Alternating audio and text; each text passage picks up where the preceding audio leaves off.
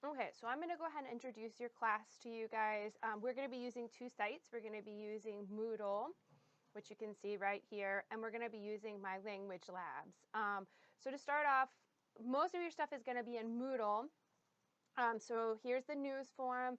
If I have to communicate with you guys, most of the time I'll post something in the news forum, and then that will go out also as an email to your GTCC account. So while in class, make sure you're using your GTCC account. Also to communicate with me, there's my email address, there's my blog.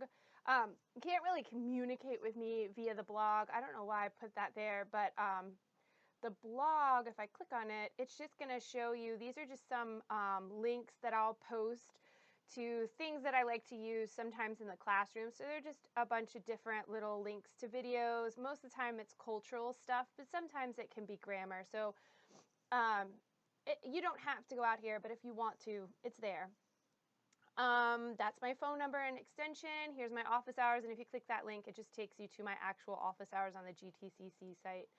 Another way that we can communicate is by using Reminds. You can download the app. And then what you'll want to do is text the code in your class. This is my face-to-face 112. I also have an online one. I'm going to share this video with both of you. So for my online students, this is not your code. And even for my face-to-faces, just check in Moodle. But this is where you'll find it. You'll text the code that's in your site to this number, and that will set up that way we can once you've done that, we can communicate with each other via texting without sharing our phone numbers. And it also, if a lot of people do it, it would enable me to send out mass text. Like if I wanted to say, hey, we've got a test tomorrow, and remind you all, I could send you a mass text. I had one student that used it a lot this summer. And it was kind of nice. It just makes for quicker communication. So I really liked it and would like for you guys to do it, but you're not required to. The other way that you can we could meet, you can come to my office. If you want to meet virtually, though, there's a couple ways. You can do this right here. You can click either one. It's the big blue button. And then you will just hit join session. Okay, so when you open up the big blue button, it's going to look something like this. We could share our webcam so we can see each other. Down here is a little box where we can text each other, and then I can upload screenshots of whatever you're having issues with and write all over it. Like I can put squares around things or circle things as soon as I figure out how to do it really well, or point things out. Okay, so if you need to communicate with me, you can use big blue button. Okay, another way we could communicate virtually is by using Skype. So there's a video right here, this link down here at the bottom. If you look at my hand, it will explain to you how we can use Skype. But if you set up your business Skype account, and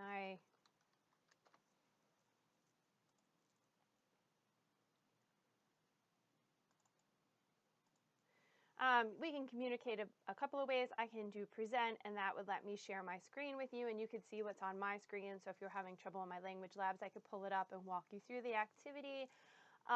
We could do a video call where basically we're doing the same thing that Skype or FaceTime does. We can IM, you can write something here, hit send, it'll come to me. Or we could actually call, if you don't want to, if you forget my phone number and you just want to Skype me, you could do that as well. So these are just various ways that we can communicate throughout the semester. Oops. Okay, so what else is there? So anyway, you'll want to start with the Start Here block, and it'll just tell you what the class is about. In my online classes, it'll also give you census activities, because you know that for the face-to-face class, you guys just have to show up to class on or before the census date. Online people, you have to do an activity in my language labs, and there's specific ones in the Start Here block. You're going to see a video that introduces me to you guys, and then the video I'm making right now should be below it, which will explain some of the features of the course. Each week is labeled with the topic we'll be covering, and each week should look somewhat similar. You'll have a blurb that tells you what we should be studying and by when the work is due. My plan is also to have a little video at the top that goes over everything that we have to do. And you're told by when you have to do them, and then you'll see the various assignments.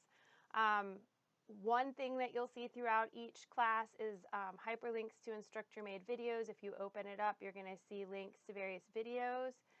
You're to watch. You won't always have a lot. Just this first week for 112 is kind of intense because I do a review of Sarah and a Star, but then we actually need to start chapter 4. So there's a lot of stuff this first week, but then it kind of evens out. It becomes less as we progress. But each week you'll have video links.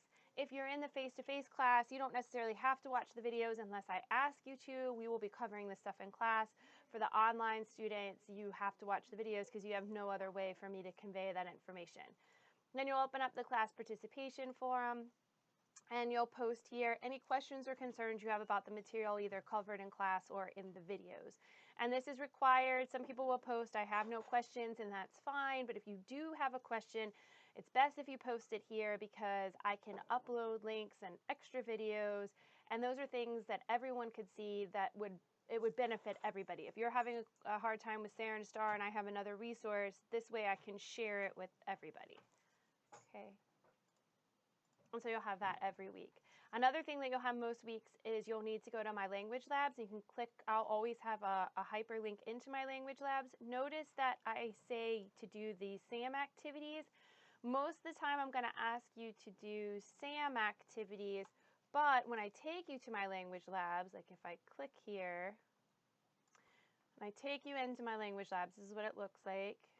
I'm going to, if you've never set yourself up, you're going to have to register, but if you've already set yourself up, you're going to hit sign in. Okay, and you'll sign in, and while that's going on, if you look over here, if you're wondering how to set yourself in my language labs, over here there's a bunch of resources, 2 things that'll help you. This is the priority line for Pearson. You can call that number if you need help. And then this is how to set yourself up in my language labs. You can actually watch that video, and that will help you see how to set yourself up. One of the things you're going to need when you set yourself up in my language labs is a course code. And remember, this, I am in my face-to-face 112 class, so my onlines, this is not your code. Okay? So let me go in here. Okay? So when you go in here, you would click on an alarm clock. This is what your view is going to look like. You'll click on the alarm clock. It's going to pull up a bunch of activities. If you look back out here, you will see that I assigned SAM activities, and when you go in here, you're going to see SAM activities, but you're also going to see some other stuff like grammar tutorials and extra practice. If the work is not assigned here, it's not assigned. It's extra stuff. I mean, why wouldn't I want to give you tutorials if there are tutorials? But I'm not making you watch them because I give you my own videos, so that's just if you still were struggling with the material and you wanted to get it from somewhere else, that you can come to Pearson and get it from Pearson. I'll also put extra practice. I don't assign them, but if you're struggling with a star, then you might, if you have time, want to do those.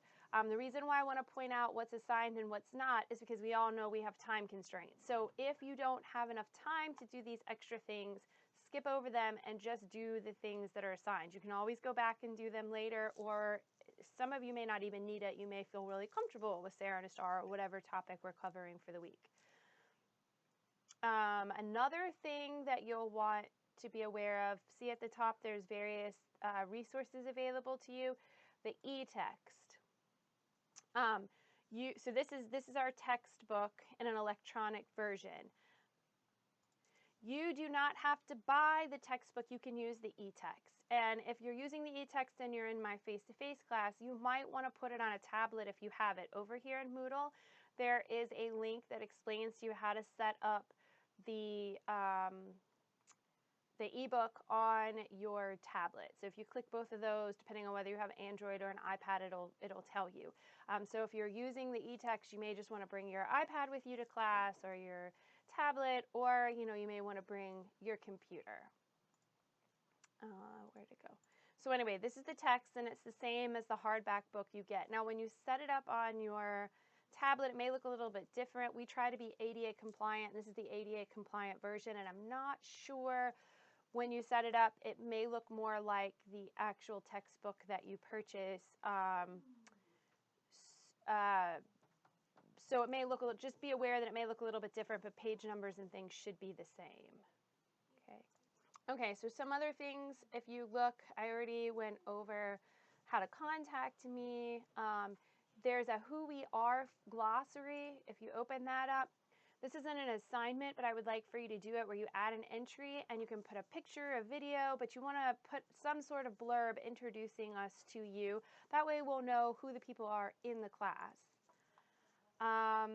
Also over here, you'll find your copies of your syllabus, your grade book. Like this is a PDF version and a Moodle book version, but that's your syllabus so that you know what's required of you in the class.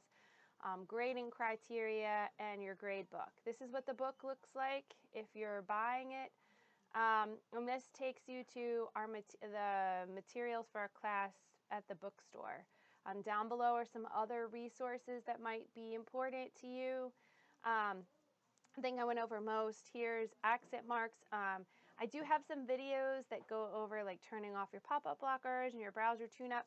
I'm going to leave them here for now, but I'm not sure I'm going to keep them forever. I moved our oral assignments into Moodle, and this was beneficial when I had them in my language lab. So I'm just going to see how things go, and if it doesn't seem like it's something you guys need, I may take them out at some point so that they're not cluttering up our site. But I think that's pretty much it, and if you have any questions or concerns, feel free to contact me via all the multiple ways that I gave you. Okay.